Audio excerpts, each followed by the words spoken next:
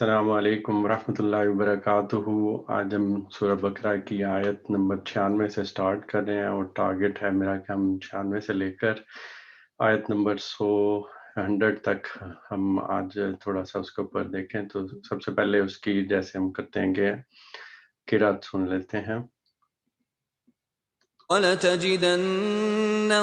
أَحْرَصَ النَّاسِ عَلَى حَيَاةٍ وَمِنَ الَّذِينَ أَشْرَكُوا يَوَدُّ أَحَدُهُمْ لَوْ يُعَمَّرُ أَلْفَ سَنَةٍ وَمَا هُوَ بِمُزَحْزِحِهِ مِنَ الْعَذَابِ أَن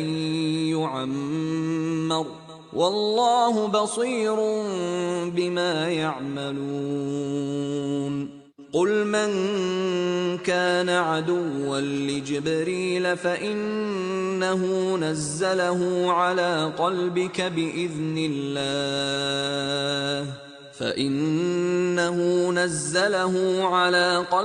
بإذن الله مصدقا لما بين يديه وهدى وبشرى للمؤمنين۔ من كان عدوا لله وملائكته ورسله وجبريل وميكال فإن الله عدو للكافرين۔ وَلَقَدْ أَنزَلْنَا إِلَيْكَ آيَاتٍ بَيِّنَاتٍ وَمَا يَكْفُرُ بِهَا إِلَّا الْفَاسِقُونَ۔ أَوَكُلَّمَا عَاهَدُوا عَهْدًا نَبَذَهُ فَرِيقٌ مِّنْهُمْ بَلْ أَكْثَرُهُمْ لَا يُؤْمِنُونَ۔ تو قرات ہم نے سن لی، تو میں سٹارٹ کرتا ہوں اس کا ترجمہ اور تفسیر۔ سب سے پہلے اس کا ایک سادہ ترجمہ پڑھ لیتے ہیں۔ تو اس میں کہا کیا جا رہا ہے کہ تم انہیں سب سے بڑھ کر جینے کا حریص پاؤ گے، حتیٰ کہ یہ اس معاملے میں مشرکوں سے بھی بڑھے ہوئے ہیں۔ ان میں سے ایک ایک شخص یہ چاہتا ہے کہ کسی طرح 1000 برس جیے، حالانکہ لمبی عمر بہرحال اسے عذاب سے تو دور نہیں پھینک سکتی۔ جیسے کچھ اعمال یہ کر رہے ہیں، اللہ تو انہیں دیکھ ہی رہا ہے۔ اس سے پہلے میں سٹارٹ کروں، میرے خیال میں پیچھے والا تھوڑا سا بیک گراؤنڈ دے دوں کہ بات ہماری کہاں سے چل رہی تھی، کہ وہ بنی اسرائیل کے اوپر یہ ساری اتمام حجت کی جا رہی ہے، ان کو واقعات سارے بیان کر کے وہ بتائے جا رہے تھے۔ تو اب سچویشن یہاں تک آ گئی ہوئی تھی، اگر ہم پچھلی کچھ آیات پہ نظر ڈالیں کہ ان کے پاس اب اللہ تعالیٰ کے رسول آئے ہیں، اللہ تعالیٰ کی کتاب ان کے پاس آئی ہے جو تصدیق کر رہی ہے، اور ان کی یہ حالت تھی کہ یہ اس سے پہلے کیونکہ ان کے اوپر ذلت و محکومی یعنی کہ ایک پہلا عذاب تقریباً آ چکا ہوا تھا، بابل کی حکومت نے یا ان کے جو حکمرانوں نے ان کی یروشلم کی اینٹ سے اینٹ بجا دی تھی، پھر یہ رومی حکمرانوں کے انڈر رہ رہے تھے اور مطلب محکوم ہو کے رہ رہے تھے، تو ان کے اوپر ایک عذاب کائنڈ آف آیا ہوا تھا۔ تو اس دوران یہ اس پیشین گوئی کے بدلے میں دعائیں مانگتے تھے کہ اللہ جو تو نے دعا وہ ہمیں دی ہوئی ہے کہ کہا ہوا پیشین گوئی میں کہ ایک پیغمبر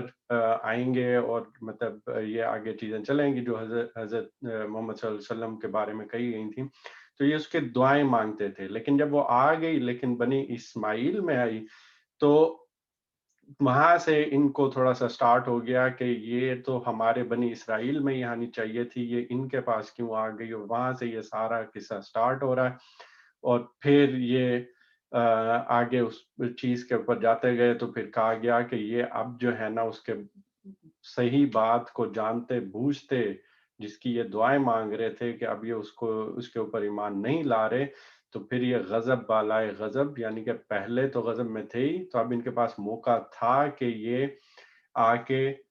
مسلمانوں کا ساتھ دیتے، ایمان لاتے، اور پھر اب مسلمانوں کا عروج آنے والا تھا، تو یہ دوبارہ فتح ملتی، ان کو حکمرانی ملتی، لیکن اب یہ مزید غضب کے مستحق ہو گئے ہیں۔ اور پھر وہ ساری چیزیں آگے چل رہی تھی جس میں ان کہا ہوا تھا کہ जब इन्होंने ये सवाल, अब इन्होंने ना मानने का फैसला कर लिया हुआ है, ना मानने का फैसला कर लिया हुआ, तो अब ये बहाने बना रहे हैं, तो कह रहे हैं कि भाई हम मान रहे हैं पैगंबर हैं, लेकिन ये हमारे लिए नहीं है। और फिर हमारे लिए नहीं है, तो फिर अल्लाह ताला की तरफ से ये सवाल, अल्लाह ताला इनके अब बातिन को, जो अंदर इनकी बातें हैं, तो कुरान में इनके बातिन को ज़ाहिर किया जा रहा है कि असल में इनके अंदर क्या है, तो हम ये सवाल पूछें तो इनको पता चल जाएगा। और वो क्या-क्या चीज़ें थी कि भई ठीक है, अगर तुम ये कहते हो कि भई हमारे अंदर नहीं है, तो अल्लाह ने जो पैगंबर इनके अंदर भेजे थे, तो उनको क्यों फिर कत्ल करते रहे हो? फिर निशानियों का ज़िक्र किया गया कि हमने तुम्हें रोशन निशानियाँ दी, और फिर अहद का याद कराया गया कि जो कि कोहे तूर के ऊपर उसको उठा के इनके ऊपर इनसे अहद लिया गया था। लेकिन फिर अल्लाह ताला ने कह दिया कि भई ये नहीं मानेंगे, और ये कैसा ईमान है जो कि इस तरह की बुरी हरकतों का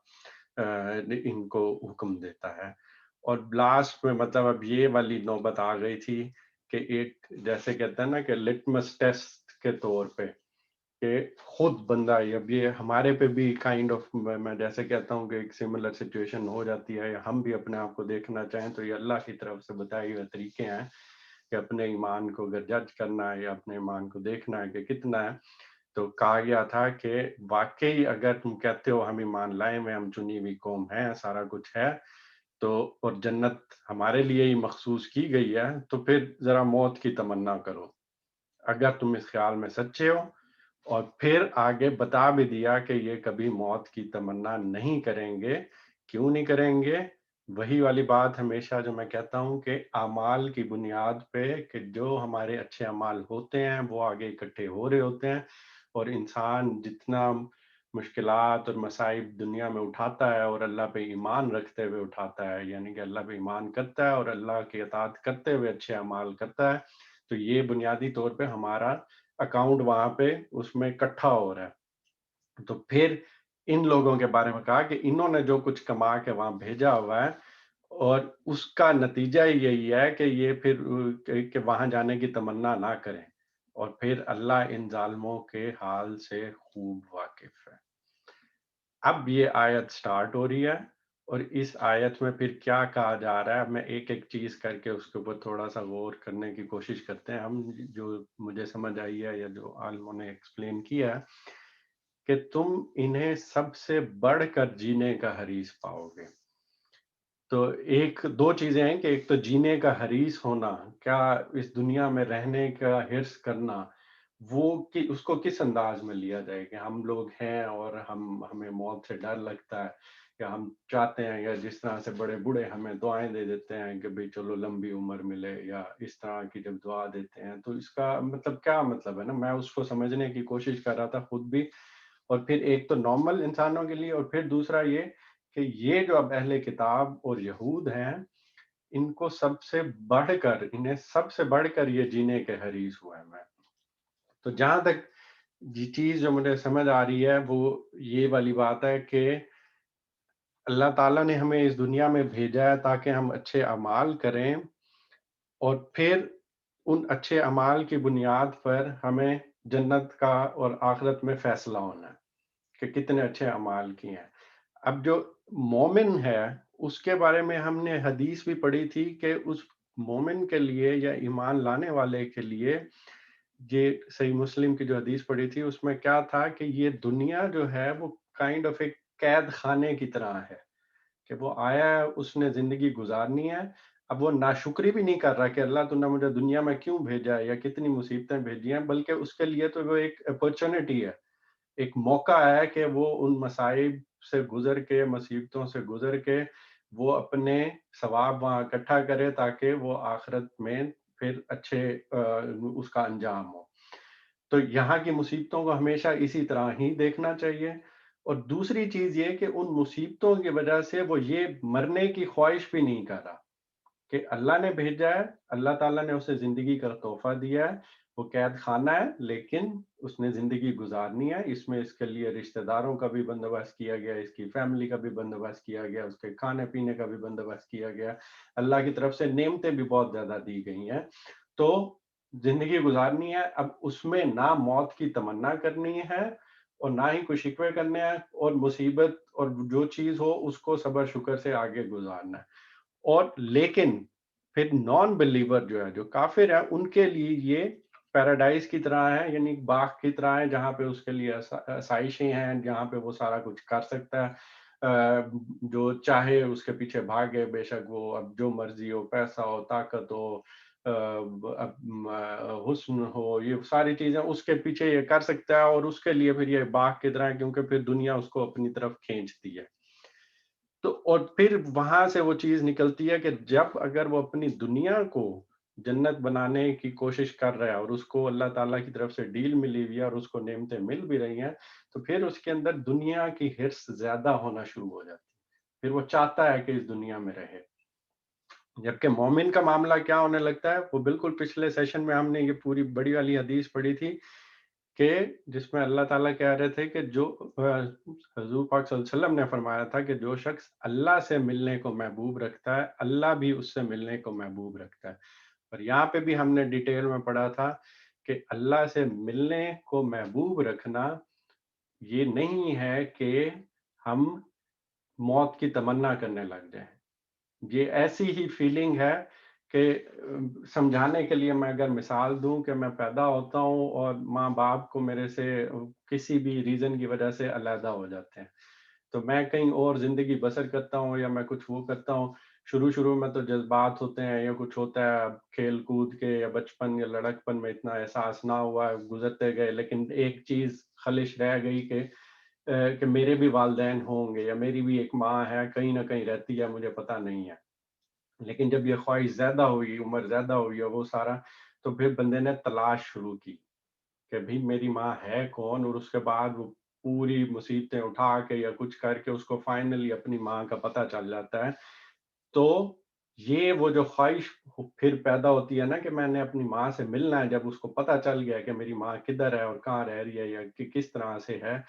تو پھر جب وہ اسے ملنے کے لیے جائے گا یا وہ اس کو ملنے کو محبوب رکھے گا، تو ایک سملر سی ایسے سچویشن صرف سمجھنے کے لیے میں نے بتائی ہے کہ پھر وہ کنڈیشن آ جاتی ہے کہ بھئی اب میں ملنا چاہتا ہوں، میرا خالق کون ہے جس نے مجھے پیدا کیا ہے، جس نے مجھے اتنی نعمتیں دی ہیں، جس نے مجھے کیا ہے، میں ایک مخلوق ہوں، تو وہ کون ہے، میں اس کو دیکھنا چاہتا ہوں۔ تو یہ وہ والی چیز ہے، لیکن اس میں بھی موت کو پسند نہیں کرتے، تو یہ بتا دیا گیا تھا کہ یہ ڈفرنٹ چیزیں ہیں۔ تو بہرحال یہ ایک کائنڈ آف لٹمس ٹیسٹ ہو گیا ہمارے لیے بھی اور ان کے لیے بھی کہ زندگی کے جینے کی حرص کرنا، وہ اس کو کس انداز سے دیکھا جائے، اور ان کے لیے پھر یہود کے لیے کیا کہا گیا تھا، اہل کتاب کے لیے، کہ اب جب آپ دعویٰ کر رہے ہیں، یا یہود یہ دعویٰ کر رہے ہیں کہ ہم نے اللہ کو مانا ہے، آخرت کے دن کو مانا ہے، اور اپنی طرف سے وہ دین کے راستے پہ ہیں، تو پھر تو زندگی کی حیثیت ان کے لیے بھی ایک امتحان گاہ کی سی ہے، جس میں پھر اللہ تعالیٰ کی ساری نعمتیں سمجھ کے اس میں زیادہ سے زیادہ ثواب کمانا، اللہ کی رضا اور خوشنودی حاصل کرنے کے لیے ثواب کرنا، اس میں پھر جینے کی حرص نہیں ہوگی، بلکہ اپنے خالق سے ملاقات کی خواہش ہوگی۔ اور اس چیز کو بھی ذہن میں رکھنا کہ یہ دو ڈفرنٹ چیزیں ہیں۔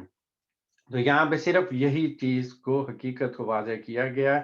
کہ جب دنیا کی حرص زیادہ ہوگی تو اس کا مطلب ہے کہ پھر دوسری سائڈ سے کام خراب ہو رہا ہے، تو جب نیکوکار ہونے کا دعویٰ کرتے ہیں پھر یہ کرتے ہیں، تو پھر یہ چیز نہیں ہوگی کہ جینے کا حریص ہوں گے، اور اللہ تعالیٰ اب ان کے اندر باطن کو واضح کر رہا ہے کہ یہ لوگ بیسیکلی سب سے بڑھ کے جینے کے حریص ہیں۔ اگلی بات کیا ہے، حتیٰ کہ یہ اس معاملے میں مشرکوں سے بھی بڑے ہوئے ہیں۔ مشرکوں سے بڑے ہوئے کا کیا مطلب ہے؟ وہ یہ چیز ہے کہ مشرکین عرب وہ لوگ تھے جن کو بنی اسماعیل میں سے، جن کو ایک لمبی مدت تک نبیوں کی رہنمائی سے محروم رہے، ان کے پاس نہیں آئے، جبکہ یہود کی طرف پیدر پہ پیغمبر آ رہے تھے تو یہ ان کو نہایت حقیر سمجھتے تھے۔ تو قرآن اب یہ چیز کیا واضح کر رہا ہے کہ جب آپ دین و شریعت کے علمبردار ہوتے ہیں اور پھر بلند و باغ دعوے کرتے ہیں کہ بھئی ہاں ہم ہی ہیں، ہمیں سب کچھ پتہ ہے، ہمیں دین کی بھی سمجھ آ گئی ہے، اور ہم اللہ کی چنی ہوئی مخلوق ہیں، لیکن اخلاقی طور پہ اب ان کی کیا حیثیت ہو گئی ہے کہ وہ جو مشرکین ہیں، جو اللہ کو نہیں مانتے، لیکن اتنی پستی میں گر گئے ہیں، اخلاقی پستی میں، کہ وہ ان مشرکین سے بھی نیچے گرے ہوئے ہیں۔ اور پھر جینے کے حریص ہیں تو پھر مشکلوں سے اس میں بڑھے ہوئے ہیں. اور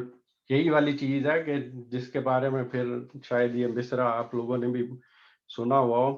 کہ جب ایک خدا کو ماننے والی قوم کہ مسلمان قوم بھی جب پستی میں گرتی ہے تو پھر صورت کیا ہو جاتی ہے کہ پھر مشرکین سے بھی بدتر ہو جاتے ہیں. اور مصرع کیا ہے؟ یہ مسلمان ہیں جنہیں دیکھ کر شرمائیں یہود. یہ وہ چیزیں ہیں جن کا پھر خاص خیال رکھنا پڑتا ہے کہ ہماری پھر اخلاقی پستی کا یہ حال تو نہیں ہوتا جا رہا کہ ہماری چیزیں اس طرح کی ہوتی جا رہی ہوں اور ہم زندگی میں اتنے انوالو ہو گئے ہیں کہ ہم زندگی کے یا جینے کے اتنے حریص ہو گئے ہیں.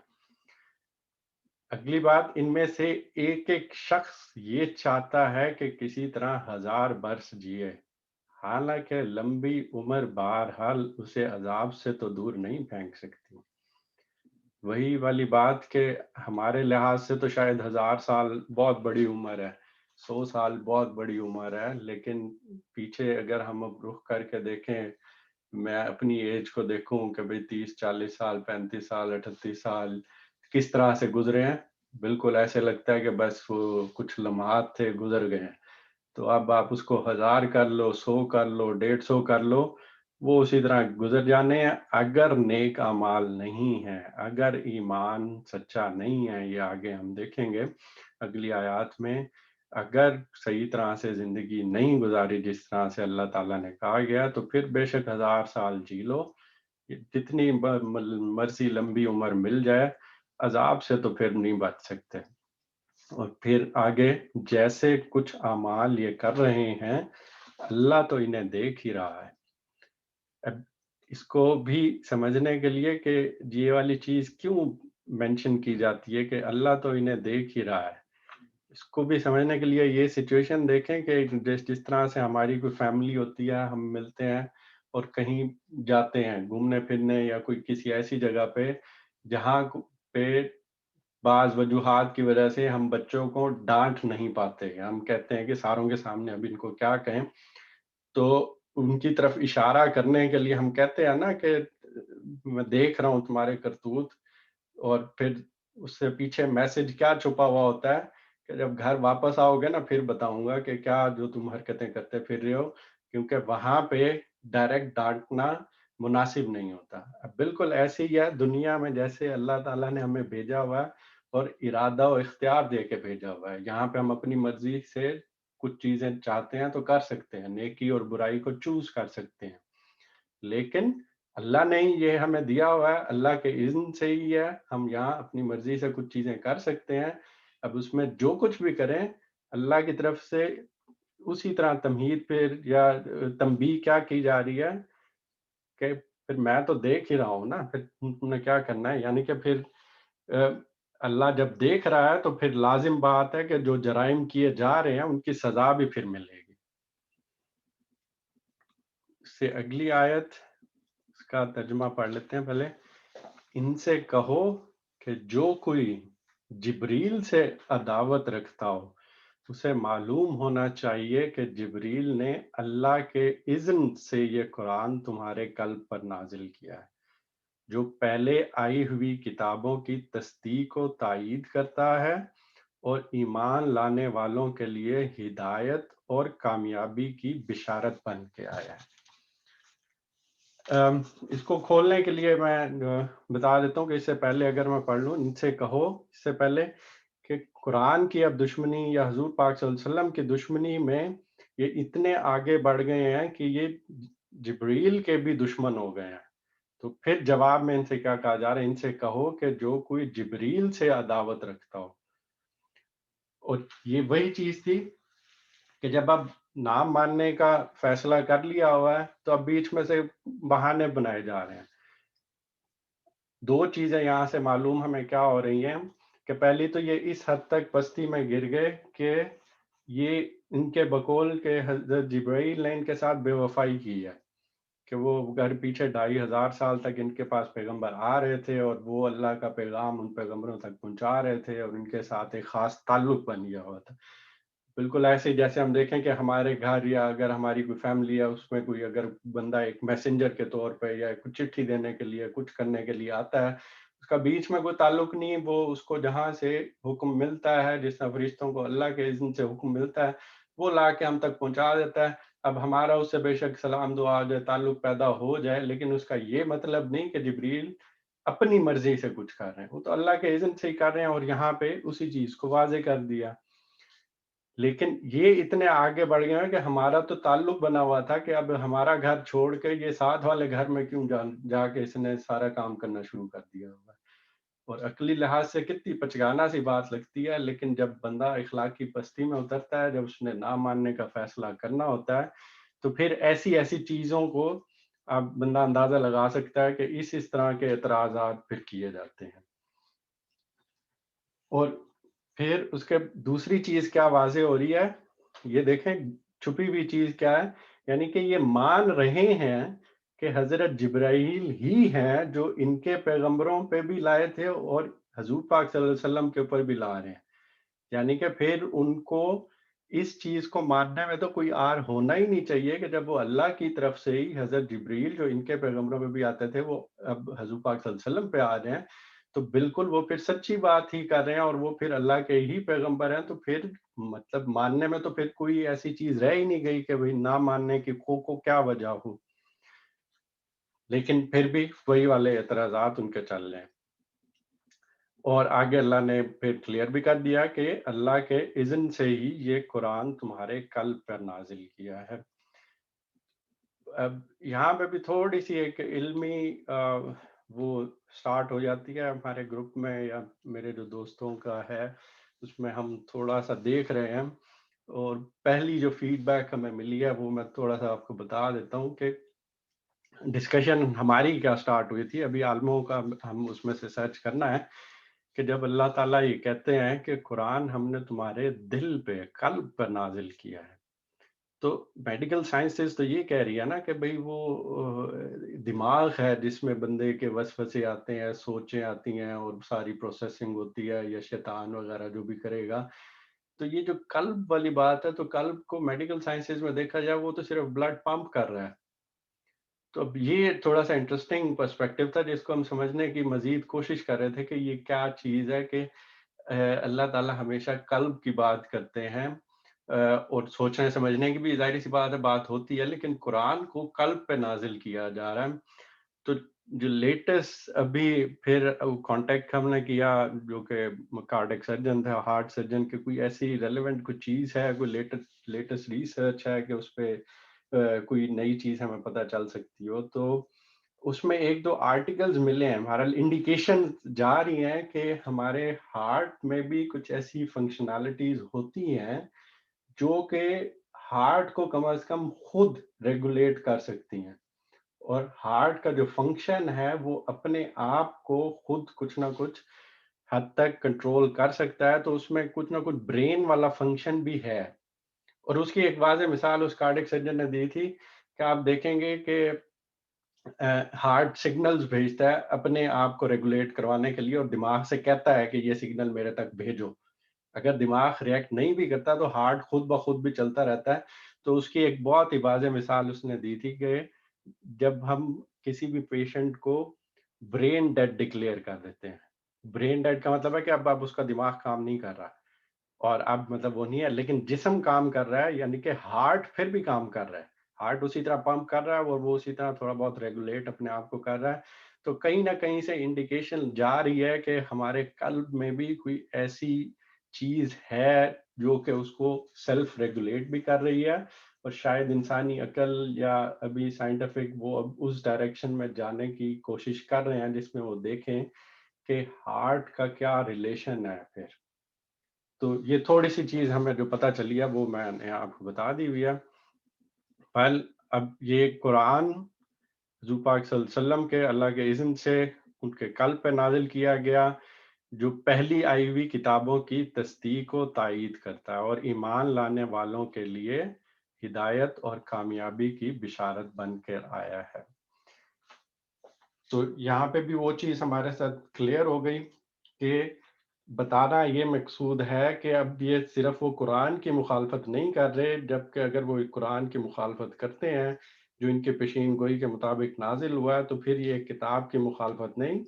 بلکہ اس ہدایت اور بشارت کی مخالفت ہے جو ان کے پروردگار کی طرف سے ان کے پاس آئی ہے۔ پھر اگر جبریل سے ان کی عداوت کا سبب یہی ہے تو کہہ دو جو اللہ اور اس کے فرشتوں اور اس کے رسولوں اور جبریل اور میکائیل کے دشمن ہیں، اللہ ان کافروں کا دشمن ہے۔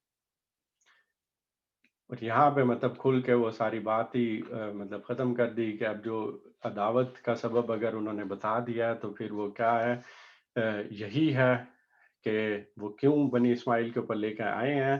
تو پھر اللہ اور اس کے فرشتوں اور اس کے رسولوں اور اس کے بعد اسپیشلی پھر جو ذکر کیا گیا جبریل اور میکائیل کے دشمن ہیں،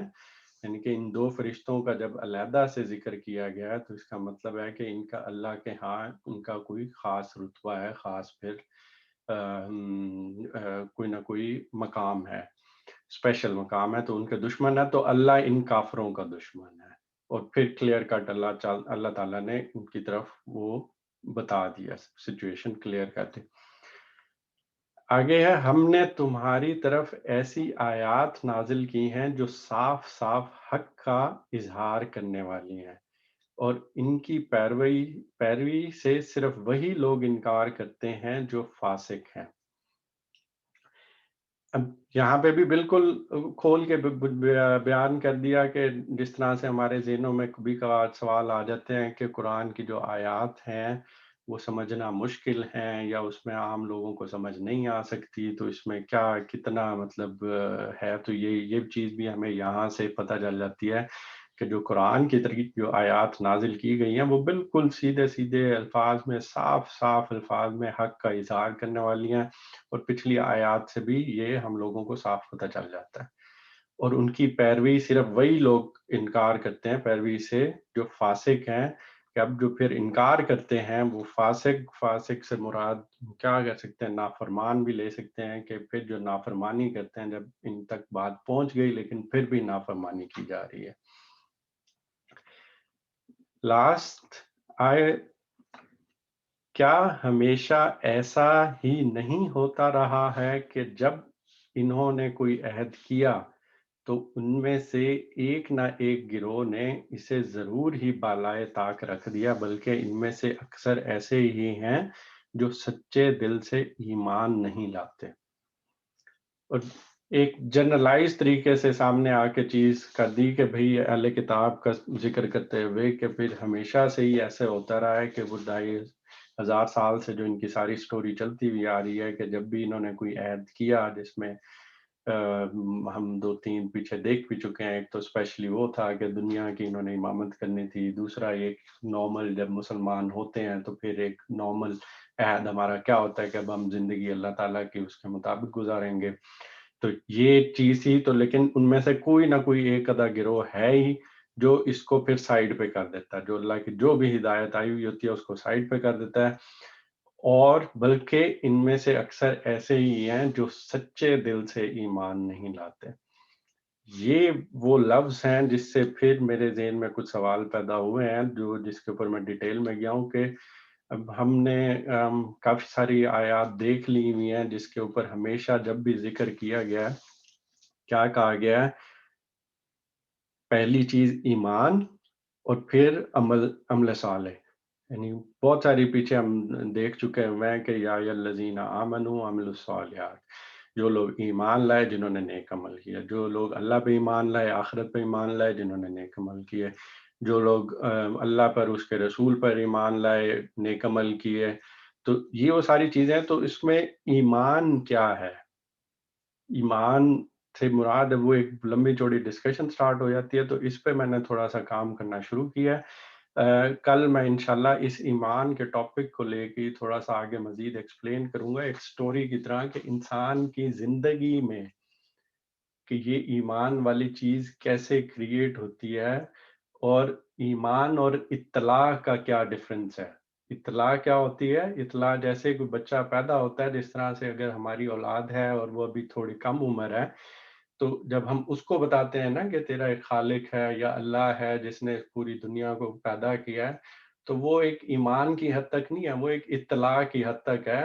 جیسے کہ ہمیں اس عمر میں آ کے کہا جائے کہ مریخ کے اوپر کوئی ایسے مخلوق ہے جو کہ رہتی ہے یا مریخ پہ، تو میرے لیے وہ ایک اطلاع کا درجہ ہے. میں تھوڑا بہت انٹرسٹ شو کروں گا، لیکن میں اسے مانوں یا نہ مانوں میرے لیے کوئی اتنا بڑا وہ بات نہیں ہے. اسی طرح بچوں کے لیے بھی شروع میں یہ جو معلومات ہوتی ہیں کہ اللہ ہے، اللہ نے پیدا کیا، ہم نے نماز پڑھنی ہے، تو ان کے لیے وہ ایک اطلاع کے درجے میں ہوتی ہے. اور وہ اطلاع سے آگے یقین پہ، اور یقین سے پھر ایمان کی حد تک، اور پھر ایمان بھی آگے سچے دل سے ایمان. تو یہ کیا چیز ہے جس کی طرف اشارہ کیا جا رہا ہے؟ ہمارے لیے ورڈ اصل میں اتنا کلیشے بن گیا ہوا ہے، یا اتنی دفعہ ریپیٹ کیا جاتا ہے کہ ہم نے اس کے معنی پہ پھر غور کرنا ہی چھوڑ دیا ہوا ہے. ہم پھر سنتے ہی نہیں، یا وہ پڑھتے ہیں تو اگنور کر دیتے ہیں نا. ہاں ایمان وہ تو مجھے پتہ ہی ہے نا وہ کیا ہوتا ہے. یا صرف کلمہ پڑھ لینے کو ایمان کہہ دیا جاتا ہے کہ وہ عربی کے چند الفاظ ہیں، وہ آپ نے بول لیے تو وہ بس آپ ایمان لے ہیں. تو یہ چیز انشاءاللہ میں کل جا کے کل تھوڑا مزید ڈیٹیل میں صرف اسی ٹاپک کو، ایمان کے ٹاپک کو ڈسکس کروں گا. اور اس میں ایک جہاں تک مجھے بھی سمجھ آئی ہے قرآنی آیات اور احادیث کے ساتھ ہی کہ ایمان کیا ہوتا ہے، اور وہ ایک سٹوری کی طرح سے لے کے چلوں گا. تو انشاءاللہ امید ہے کہ آپ لوگ کل بھی صبح 9 بجے ہم کریں گے، تو اس میں اٹینڈ کرنا، تو اس میں مزید میں کلیریفائی کر دوں گا. یہاں پہ ہم اختتام کرتے ہیں آج کا